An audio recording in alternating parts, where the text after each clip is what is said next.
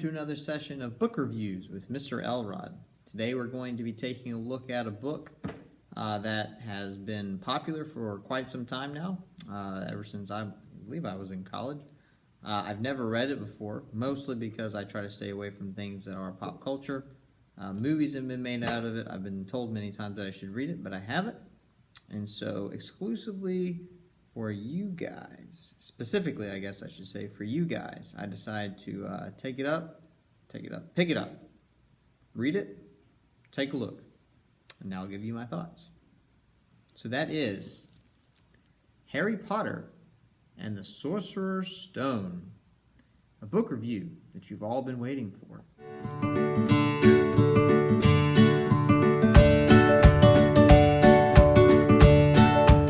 So here's the deal, ladies and gentlemen. I just mentioned before, I've never really wanted to get into Harry Potter.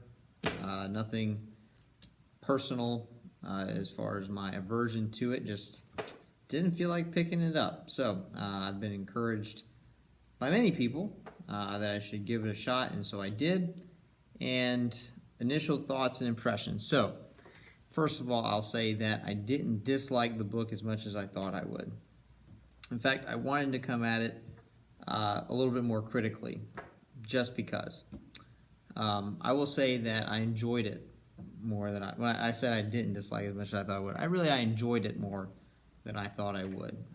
There's something about the writing style and the way that the story is told that I really appreciated and enjoyed. I feel like she writes very much along the lines of Roald Dahl. In fact, to me, it's interesting. Some of my favorite authors are English, so I would not consider J.K. Rowling one of my favorites, but Roald Dahl, who wrote Charlie and the Chocolate Factory, the BFG, which I guess I watched some of the movie. I didn't care much for the movie. Matilda, it's a great book. Terrible movie.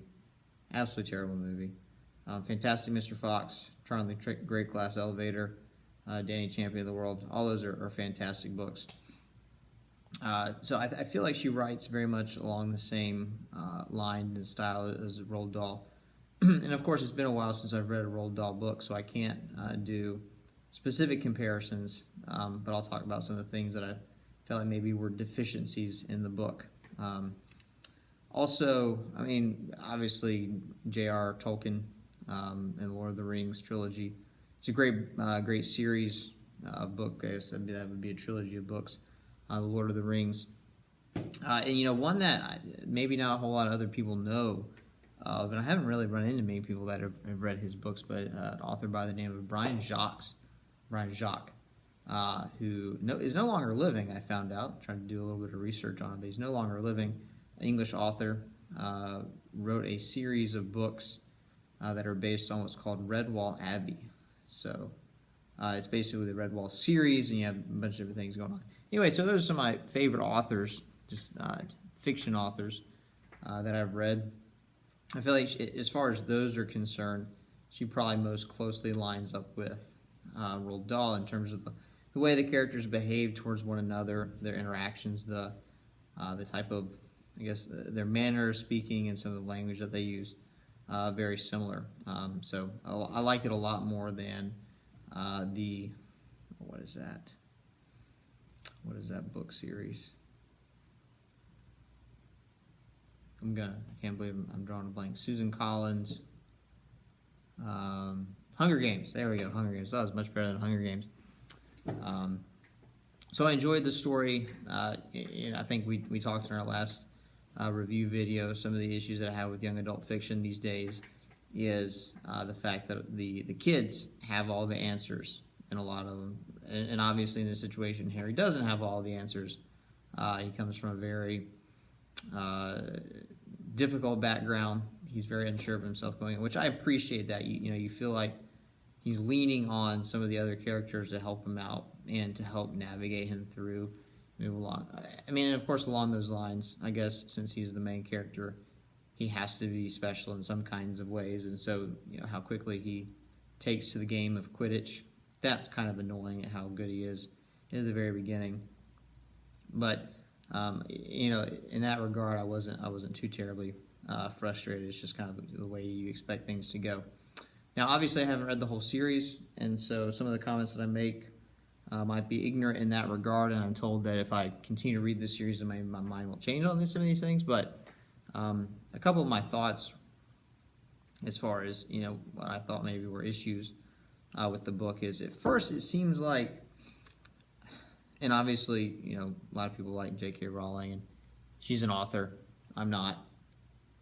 I've written, but I've never been published. So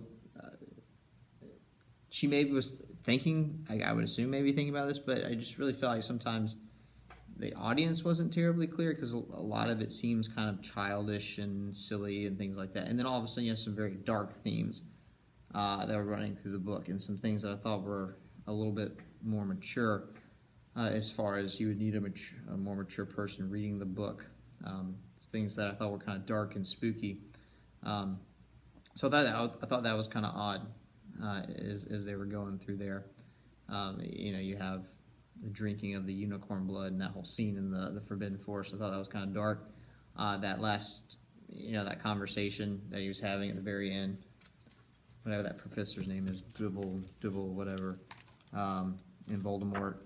That was kind of dark and creepy. Some of the ghosts and whatnot they ran into in Hogwarts I thought was kind of strange. But anyway, so that was just kind of a general thought that I had. It seemed like sometimes the audience was a little bit, it was almost like unsure of who exactly we were writing to. The other thing was that the whole book. So what? This particular book is a little over 300 pages, but the reason it's 300 pages is because the font is enormous and there's giant spacing. I mean, look at this. Giant spacing, wide margins. Right now I'm reading Lord of the Flies as well. I mean, look at the tiny print. And then there's very little spacing. I mean, the margins aren't very wide. And, so that obviously that makes a difference. So it is 300 pages, but I felt like this contains, not only the whole year at Hogwarts, but also the introduction to who Harry is and all of that. So it felt like it moved really fast. Now, at the very beginning, I felt like she did a good job of introducing the characters and giving the background and whatnot. But as you were going through the year at Hogwarts, I just thought that things moved so quickly. And instead, what you do is you focused on specific events, and everything was wrapped in that event, and then you jump to the next event, and then the next event, and the next. I know they just moved the story a little bit too quickly for my liking now, obviously. I'm sure there's a reason for that as far as the literary style or just her personal preference, but when you look at like a Tolkien and just how they tell the story and how they go into so much detail, I felt like that he specifically would do a better job than that. I mean, Charlie and the Chocolate Factory, I guess the first part of the book is devoted to Charlie and his family. But then the rest of the book is really devoted to one whole day, for the most part, when they're in the chocolate factory. So, again, I just feel like that was a little bit rushed. I mentioned already some of the things that are kind of annoying when it comes to how good some of the characters are. So how easily they were able to move through the area that was containing the Sorcerer Stone, I thought that was kind of odd. If it's supposed to be this all-powerful thing, and then you've got a couple of kids, first-year kids, by the way, one whose parents are muggles, and then the other who just found out they were a wizard, and then Ron. It's kind of interesting to me how easily they were able to, and how quickly Hermione could solve that one particular puzzle. But of course, she was more muggle, I guess, and so she could use logic, whereas wizards don't follow logic all the way. How convenient, right? So that was kind of, maybe you say I'm nitpicking, but here I am. I'm here to nitpick, right? Probably the thing that I thought was the cheesiest and the goofiest in the entire book. This is the very end, what Hermione says. Hermione says to Harry, "Harry, you are a great wizard, And I'm sitting there thinking to myself, like, the kid hasn't really even done anything. He hasn't done anything, hardly. I mean, maybe go back. So he has some of those instinctual things that happened that protected him when he was a baby, and things like that. But aside from using the cloak, I don't really remember any magic coming from Harry. So I thought that was pretty lame in that regard. So That's just how I felt about that. But overall, you know, an enjoyable read, fine.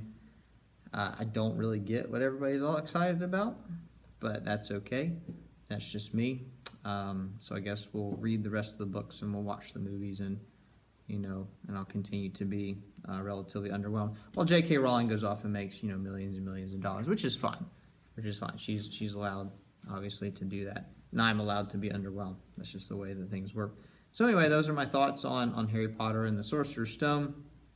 I'm told that, you know, like I said, things will make more sense if I read the other books, so we'll go ahead and try that out. So I hope you enjoyed that review. I'm sure you've read the book. I mean, everybody's read the book, right? So I hope you enjoyed that. I hope you enjoyed my thoughts. And thanks for watching. And as always, I hope to see you next time.